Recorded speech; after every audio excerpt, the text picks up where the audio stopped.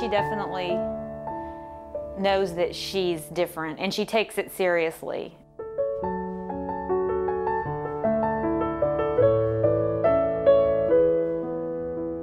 I'm Megan, and I'm 9 years old. I was diagnosed with diabetes August 7th, 2013. There's nothing that we could have done to prevent this from happening to Megan. Long way. He's like, yes, ma'am. I mean, at first it was frustrating, and you know, we were like, we don't want to do this. Why is this happening to us? I don't know if I ever got angry. I definitely wish that I could just take it for myself and not have to have my poor little daughter have to be the one that's getting poked and prodded all the time. Okay. When she was first diagnosed, I described it to somebody as living your life 4 hours at a time. Why don't you go check your blood sugar and put in your carbs? It's a whole new ball game. You're just bombarded with all this information. Let me think for a second. It's relentless. So how many carbs is it? I do 30 altogether. Type 1 diabetes is relentless. I'm 192. And it never takes a day off. Can you roll up your sleeve? It says to take 3. You know, there's never a day when she doesn't have to check her blood sugar. Here you go. 116.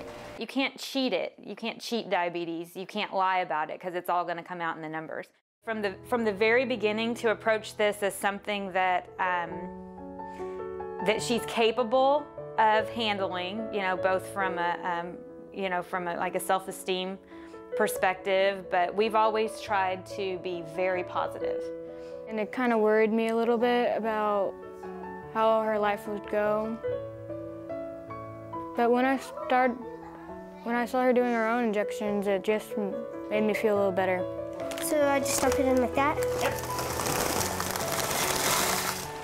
Tried to push her to be independent as well, because I mean that's going to be one of those things that, you know, like she was saying, you know, you live 4 hours at a time, but from the same perspective, you know, she's got to have at least a little bit of independence, and she's got to be able to learn that she can manage it herself, and she can be on her own.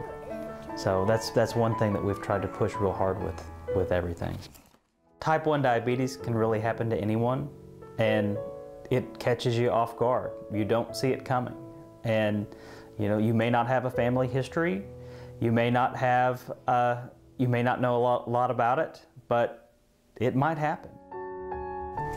I have a dream one day people will cure type 1 diabetes. I have a dream that I will no longer have to check my blood sugar 6 to 7 times a day.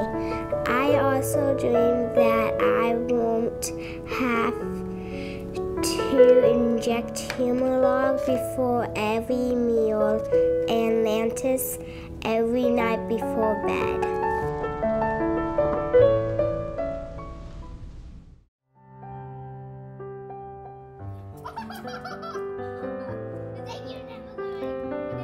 I'm very, very grateful for all of the hard work that the JDRF puts into raising money for diabetes research. Yay, we're finally here! The only way that we're going to find a cure for this is by spending, you know, is putting the money and the time and the effort and the research into curing this disease. We need to continue to support the JDRF so they can continue to support the research projects out there that are going to find a cure. I just feel proud of myself doing something that can raise money to find a cure for diabetes, and I really hope that happens one day.